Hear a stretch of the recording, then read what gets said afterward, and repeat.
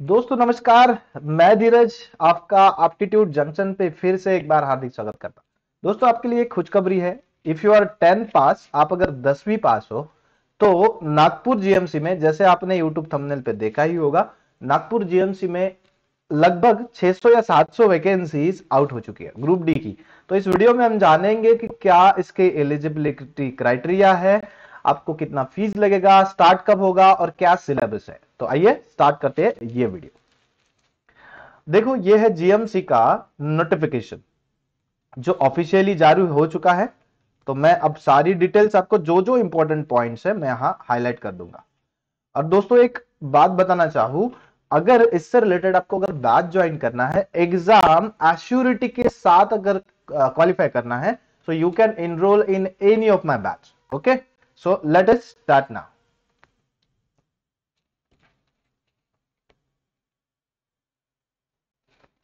As you can see, ये है already अभी 26/12 को ये आ चुके हैं ऐड। इसके इंपॉर्टेंट डेट्स भी है। पे स्केल आपको देखो ग्रुप डी में है ना, ग्रुप डी में है।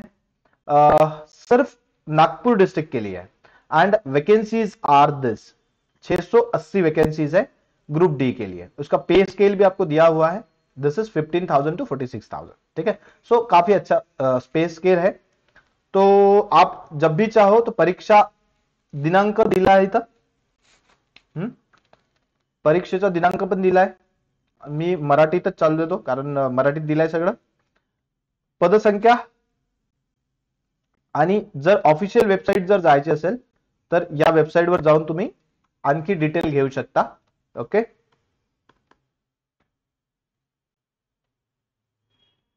हे आरक्षणाबद्दल दिलेले आहेत सगळे पॉइंट्स। आरक्षणाबद्दल तुम्ही पाहून घ्या। आपल्यासाठी काय महत्वाचं असतं, वॅकन्सी म्हणजे एक जनरल जर घेतला आपण तर, आणि एज क्रायटेरिया। शैक्षणिक पात्रता सांगितली इथं। शैक्षणिक पात्रता काय असायला पाहिजे तुमची ते इथं दिलेलं आहे। तर जाहिरातमध्ये नमूद केले अर्ज केल्या रोजी उमेदवाराने पुढील प्रमाणे, तर महाराष्ट्र शासनमध्ये 6 जून रोजी अधिसूचित उमेदवार प्राप्त म्हणजे कमीत कमी 10वी असायला पाहिजे। ठीक आहे, आणि मराठी भाषेचे ज्ञान असायला पाहिजे। ही शैक्षणिक। आणि माजी सैनिक असतील तर त्यांच्यासाठी पण काही क्रायटेरिया दिलेला आहे। रिलॅक्सेशन तुम्ही पाहून घ्या। बाकी पात्रता पाहूया आपण। एज लिमिट वगैरे कसं दिलंय, वयोमर्यादा दिली आहे वेगवेगळ्या याच्यासाठी। तर ते 38 वर्ष खुल्या प्रवर्गासाठी, म्हणजे जे ओपन मध्ये आहेत त्यांना 38 वर्ष मॅक्सिमम आहे, मिनिमम 18 असायला पाहिजे। मागास वर्षाचे 18 ते 43 आहे। ओके, जे नॉन क्रिमिलियर कॅटेगरी मध्ये पडतात, नॉन क्रिमिलियर कॅटेगरीमध्ये। ओके बस, चलो। बाकी वेगवेगळ्या कॅटेगरी जिथे दिल्या, मी डिस्क्रिप्शन मध्ये याची लिंक तुम्हाला देईल किंवा डिस्क्रिप्शन मध्ये नोटिफिकेशन टाकून देईल, त्यात तुम्ही डिटेल मध्ये वाचू शकता। व्हिडिओ मोठा होईल म्हणून सगळ्या गोष्टी मी एक्सप्लेन करत नाही।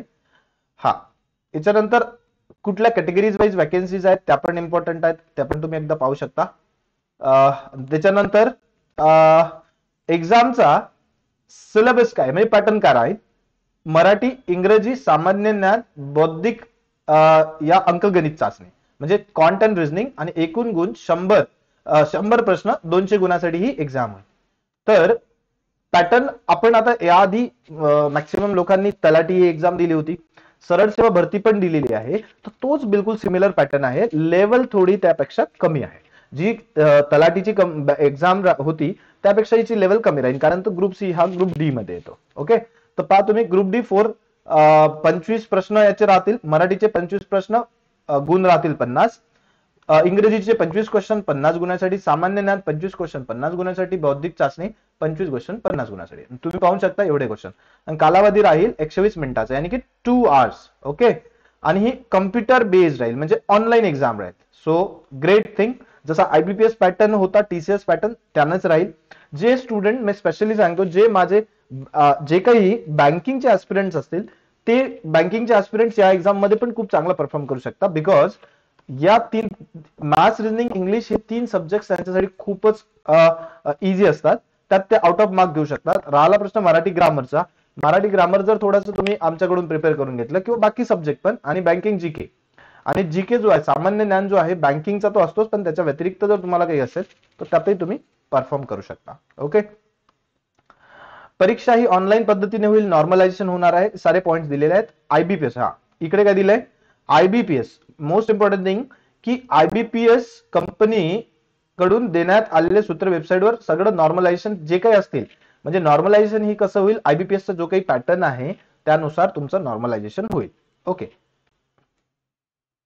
बाकी हे शैक्षणिक पुरावा, याचे डॉक्युमेंटेशन, याच्याबद्दल तुम्हाला पॉईंट दिले आहेत, तुम्ही वाचून घ्याल. अपलोड करणे अनिवार्य आहे, सगळे डिटेल मध्ये वाचून घ्या आपल्यासाठी. बाकी हा एक महत्वाचा पॉईंट जो की फीज आहे. बऱ्याच लोकांचा हा डाऊट असतो की सर केंद्र म्हणजे एक तर कुठं असतील एक्झाम सेंटर्स, आणि दुसरी गोष्ट म्हणजे आपला फीज किती आहे. तर 1000 रुपये ओपन साठी आणि 900 रुपये फॉर अदर्स साठी. ठीक आहे, नॉन रिफंडेबल राहणार आहे. तर अर्जाची आपण डेट पाहूया. अर्जाची डेट काय दिली आहे, 30 पासून आपले ऍप्लिकेशन चालू होतील आणि शेवटची तारीख ही राहील 20/1 पर्यंत. 20 तारखेपर्यंत रात्री 12 वाजेपर्यंत आपण म्हणू शकतो. या वेबसाईटवर जा, ऍप्लिकेशन करा, शेवटच्या तारखेची वाट पाहू नका जर तुम्हाला ऍप्लिकेशन करायचे असेल तर. चला, बाकीचे महत्वाचे पॉइंट्स आता बाकी इकडे सगळ्या एवढ्या डिटेल्स दिल्यात त्या आपल्यासाठी एवढ्या काही महत्वाच्या नाहीत. इथे वॅकन्सी डिटेल दिलेलं आहे, पद हे कॅटेगरी वाईज दिलेले आहे. तर कॅटेगरी वाईज तुम्ही आपापल्या कॅटेगरीमध्ये पडतात किती पद आहेत ते डिटेलमध्ये तुम्ही स्वतःही पाहू शकता. रिझर्वेशन बाकीचे पॉईंट तुम्ही स्वतः पाहू शकता. तो that's it for this video. जर तुम्हाला व्हिडिओ आवडला लाईक करा, तुमच्या मित्रासोबत पण शेअर करा, आणि काहीही मदत लागल्यास कमेंटमध्ये मेन्शन करा किंवा कॉल करा. नंबर 1 स्क्रोल होत आहे. So thank you for watching this video. Bye bye, take care.